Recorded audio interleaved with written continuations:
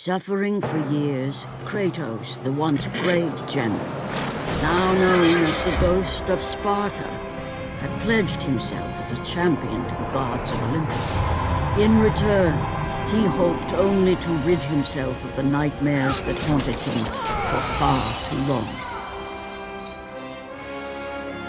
But for now, his only respite, his only relief from the sins of his past, was found in the heat of battle.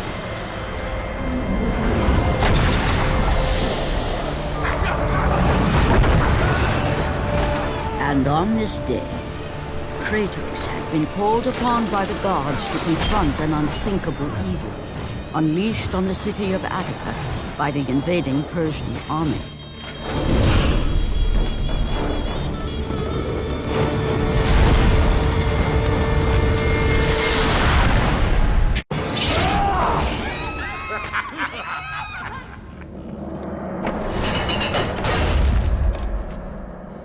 What evil have you wrought on this city, Persian?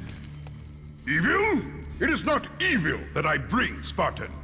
I bring the might of Persia and the sacrament of purification. As we speak, my basilisk cleanses this land so that it may embrace the glory of the Persian Empire. Olympus has sent a message, and I am here to deliver it. Then you are just a messenger. So take this message back to your little gods. It will take more than a pathetic Spartan to stop the power of the Empire. Please, please, spare my life, and I will give you all that you ask. You have nothing I want, Persian. Take my kingdom, my women, my gold. I won't take your riches, but I will take your life! Fulfilling his commitment to the gods, Kratos defeated the basilisk brought forth by the Persians. But this small victory would not satisfy the man who had come to be known as the Ghost of Sparta. Is this all you would have me do? Is there nothing else?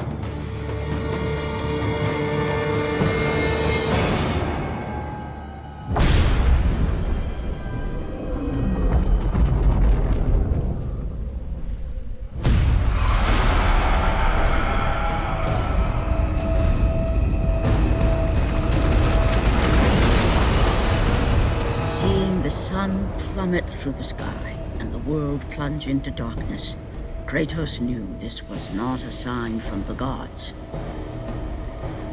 What treachery is this?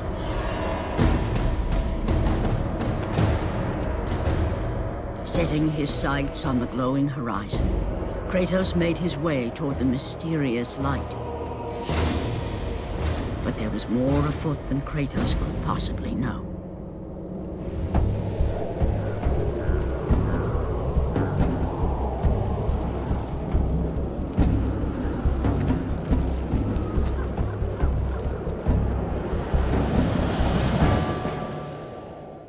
The temple on which Kratos stood was the sun chariot of Helios, the very chariot that the fire steeds pulled across the sky every day, allowing the brilliance of Helios to shine down on all mankind. Kratos. Athena, what madness has befallen us? Kratos, there is not much time. Olympus needs you. I grow tired of the gods' requests, Athena. I have given enough. Now take these nightmares from my head! It is not for you to say when your servitude ends. You will earn your freedom in time. But for now, Olympus needs your unquestioning obedience.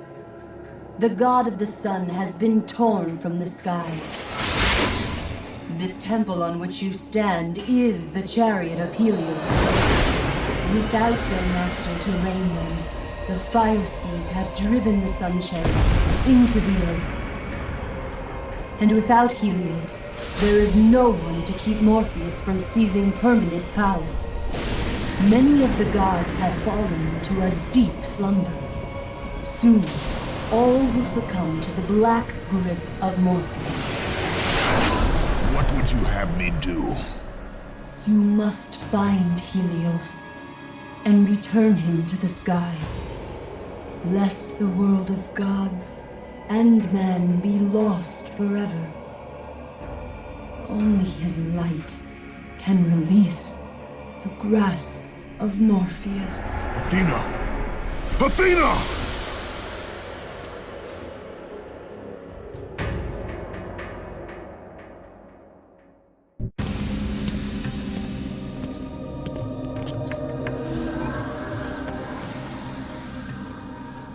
I am grateful you have come, Ghost of Sparta. The Titan Atlas has been freed from the pits of Tartarus, and has taken my brother Helios from his rightful place in the sky. What does Atlas want with the Sun God? Helios holds within him the power of the sun, a power so great it can destroy the world. It cannot be trusted in the hands of a Titan. Please, take the sun shield from his throne, walk through the gates of Olympus, and you will find me. Hurry, Kratos. Even now, my brother suffers at the hand of Atlas.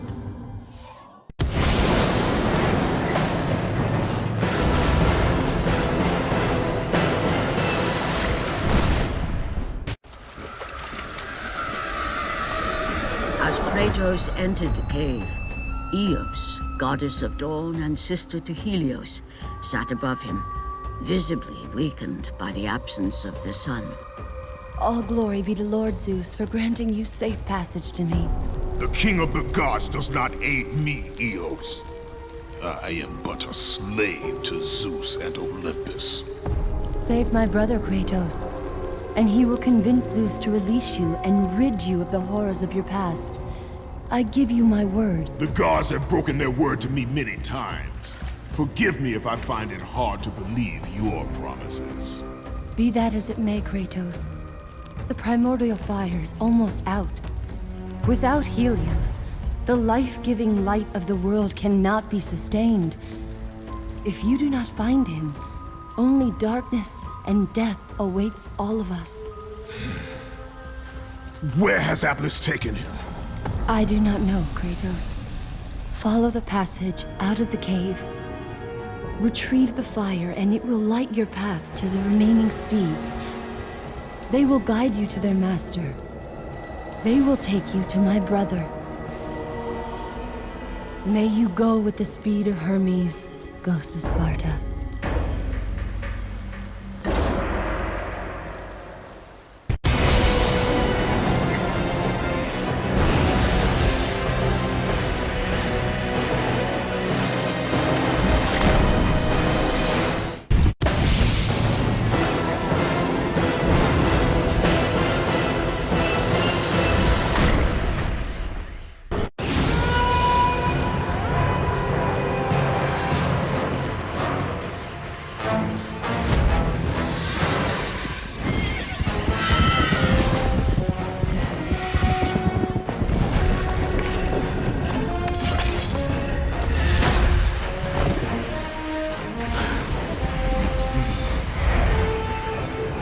With the release of the fire steeds, Kratos was now in the hands of the beasts.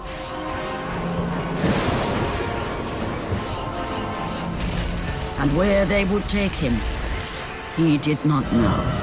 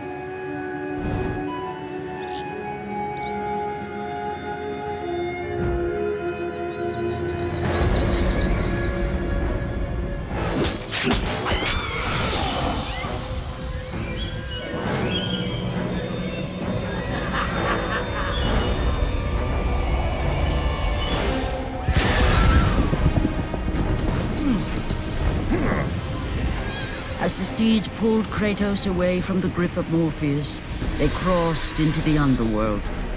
But in the land of the dead, they could go no further, for these beings of light were not welcome in Hades.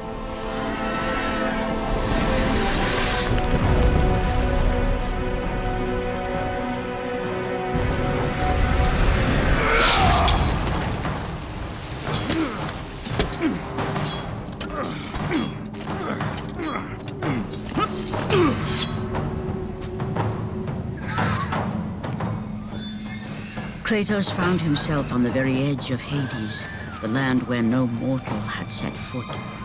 Here, where the souls of the dead walk their fated path, Kratos knew that for him, this was merely the beginning.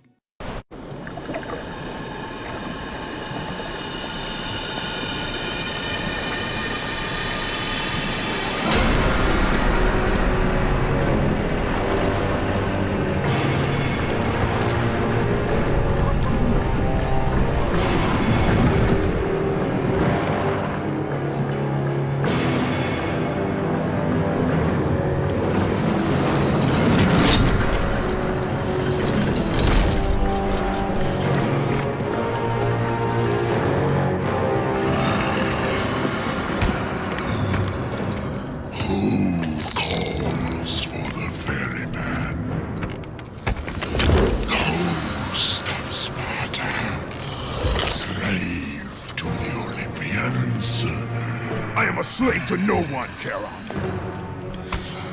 We share a common fate, Kratos. The gods will release neither of us from our torture. Be gone. It is not yet your time, mortal.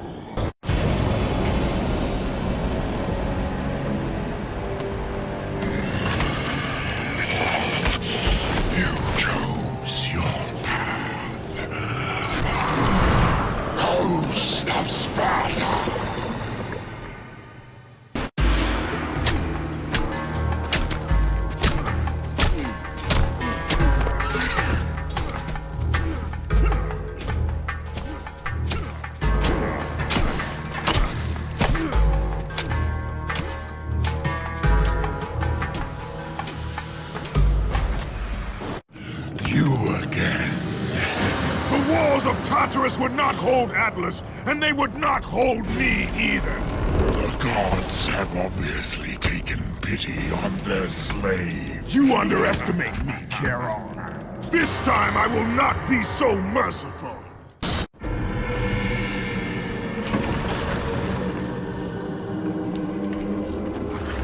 Having defeated Charon, Kratos journeyed deeper into Hades and closer to his goal. For in the distance, the bright light of Helios illuminated all of the underworld.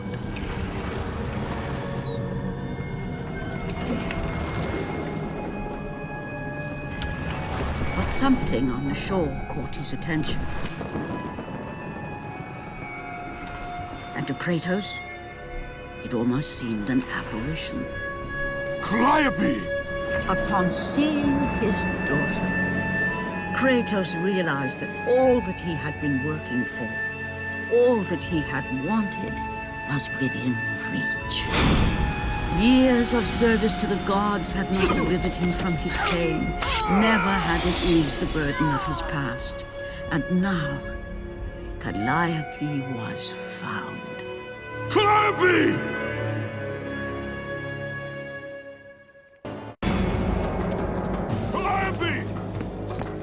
Calliope, where are you? Kratos looked, but his daughter was nowhere to be seen. In the middle of the room sat a graceful figure, a figure he recognized all too well. Persephone, wife of Hades, and queen of the undead. Where is my daughter, witch? Choose your words carefully, Ghost of Sparta. You address the goddess of the underworld. Your daughter is well. She lives among the pure souls in the Elysian fields. Lead me to her. Have you forgotten, Kratos? The Olympians need you. They slumber at the hand of Morpheus. I have faithfully served the gods, yet they do not give me what I ask. I grow weary of their demands. The gods on Olympus failed me too, Kratos. I was betrayed by Zeus and tricked by my husband Hades.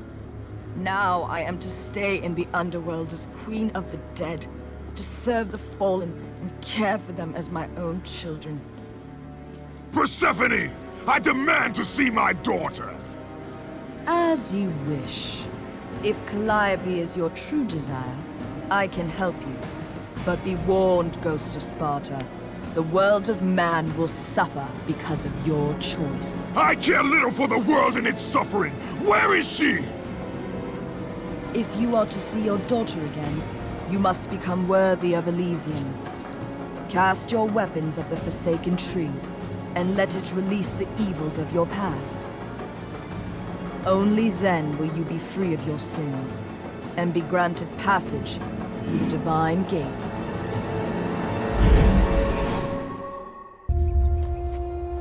Calliope! Father? My child. Why did you go? I am here now, child. And I will not leave you again. I have watched over you pathetic mortals for 1,000 years, and it is always the same.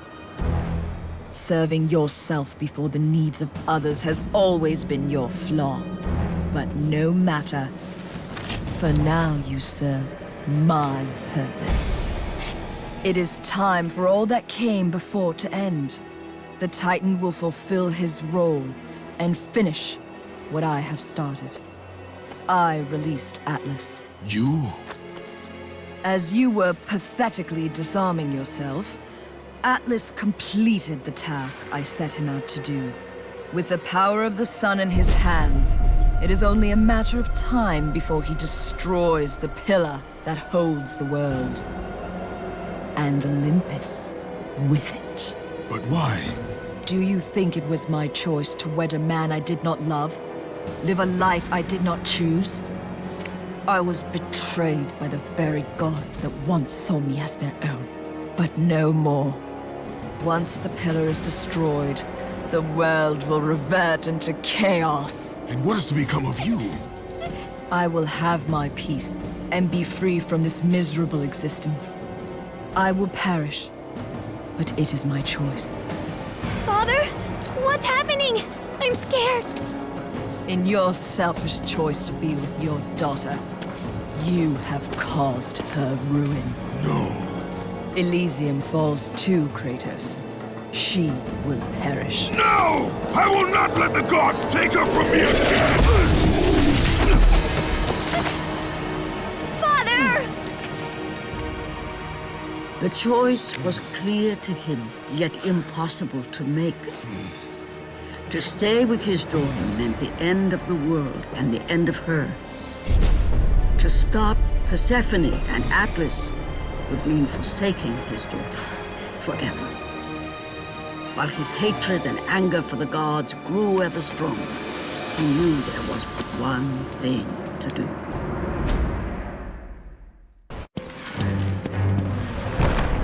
Spartan, witness the end.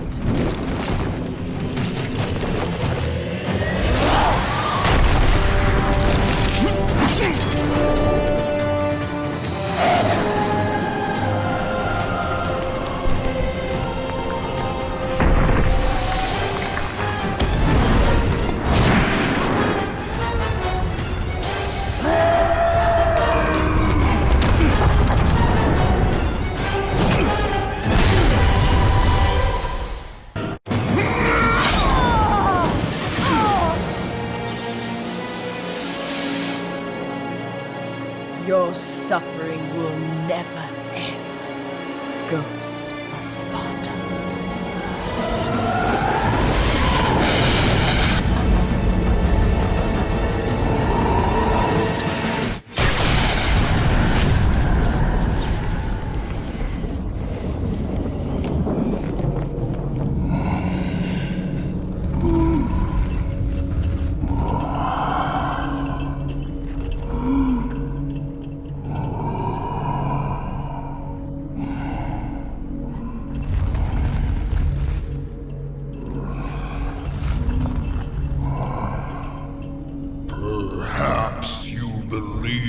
The Olympians will help you.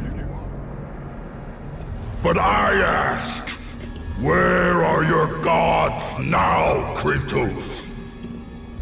Why do they not come to your aid? I do not need the aid of the gods! But my path is now clear to me. I will serve them! And they will keep their promise to free me from my past!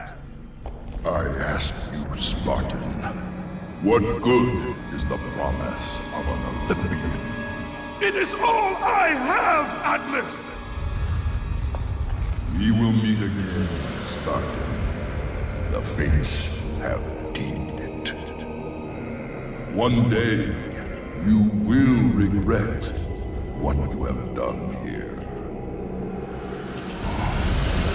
The mighty Atlas was left enchained, cursed to forever hold the world on his shoulders. Greater penance than even Zeus himself had placed on the Titans. The fate of Atlas had been sealed, and the goddess Persephone was no more. Kratos had saved mankind, but that mattered little to him. By forsaking his daughter, he had abandoned the only person he ever cared for. What he had long sought and finally found was now forever lost.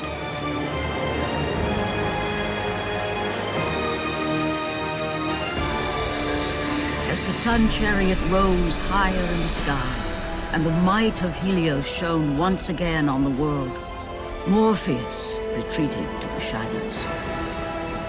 Kratos gained little satisfaction from his victory. With years of servitude in front of him, he would need to confront his past and fight to reclaim the humanity he lost on the day his dark legend was born.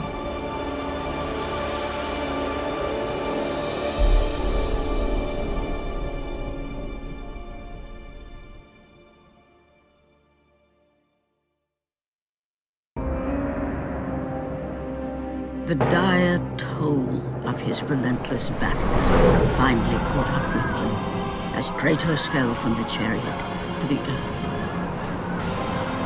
Was this sacrifice too much for one to bear, even for the man who was known as the Ghost of Sparta?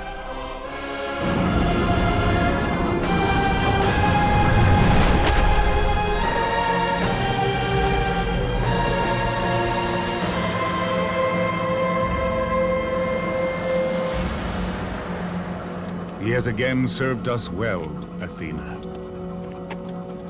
He is a remarkable mortal. He is weak. Shall we help him? He'll live. They must.